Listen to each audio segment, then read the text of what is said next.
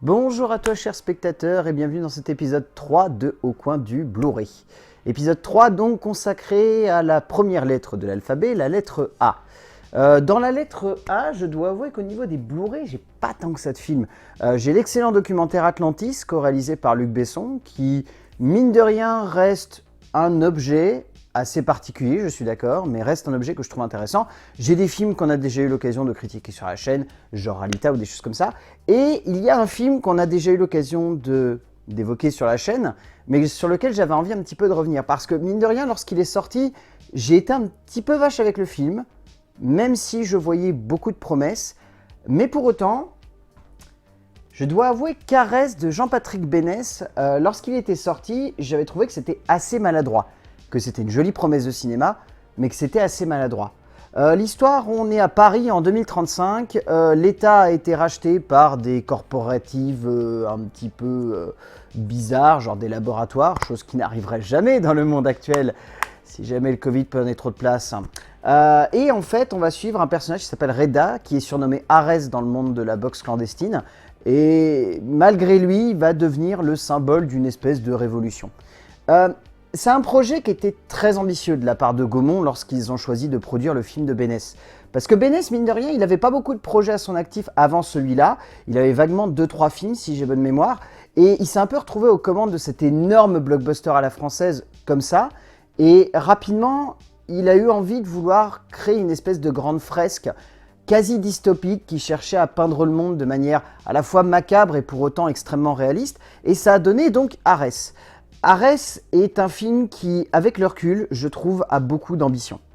Clairement beaucoup d'ambition. Peut-être un petit peu trop, c'est peut-être son plus gros défaut d'ailleurs, cette sensation que le film est rempli de tellement de choses, de tellement de promesses, de tellement de propositions, qu'au bout d'un moment, on finirait presque par avoir l'impression qu'on suffoque devant l'œuvre. Parce que ce soit en termes narratifs, que ce soit en termes dramatiques, que ce soit en termes esthétiques, que ce soit simplement en termes de jeu d'acteur, il se passe beaucoup, mais alors beaucoup de choses dans ce film. C'est un film qui mélange tellement de propositions, c'est à la fois un long métrage steampunk, ça va en même temps se référencer au cinquième élément, puis ça part dans des trucs à la 1984, même des éléments de Blade Runner. Le film est bourré de références à un point où ça en devient presque indigeste par instant.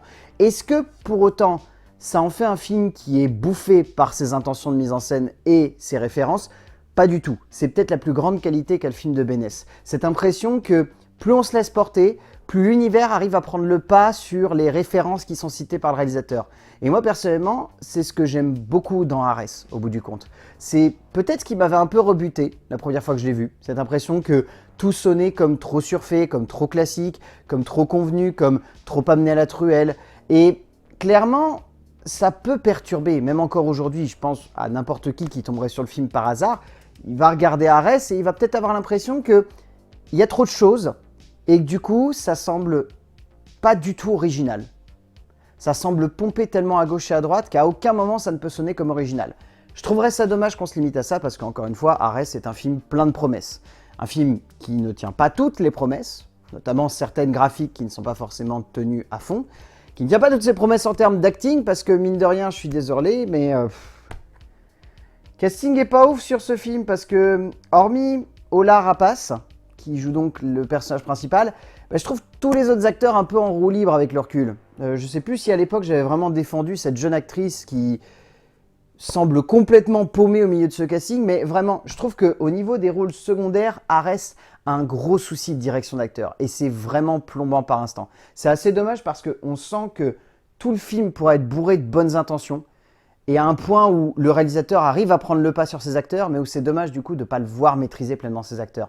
De se dire qu'il manque ce petit truc qui devrait donner un cachet, même en termes d'acting, au long métrage, et ça vient jamais. Heureusement, Rapace est là quand même pour amener quelque chose, parce que mine de rien, cet acteur, je trouve qu'il a quand même un charisme de dingue, que ce soit depuis la première fois que je l'ai vu dans Skyfall, où il joue dans la petite scène d'intro, ou même dans d'autres longs métrages, et l'excellente série Section 0, un petit peu trop décriée, alors que pourtant elle est vraiment excellente. Je trouve qu'elle est pétrie de putain de bonnes intentions, et que même si c'est maladroit et qu'elle n'a jamais eu de saison 2, ce qui est une véritable tristesse parce que réellement ça méritait une saison 2, Ola Rapace portait la série sur ses épaules et arrivait à lui donner une espèce de force d'impact qui est de l'ordre de Jean-Hugues Anglade dans Braco. Vraiment, je trouve qu'ils sont au pied d'égalité en termes de jeu d'acteur, ils sont excellents.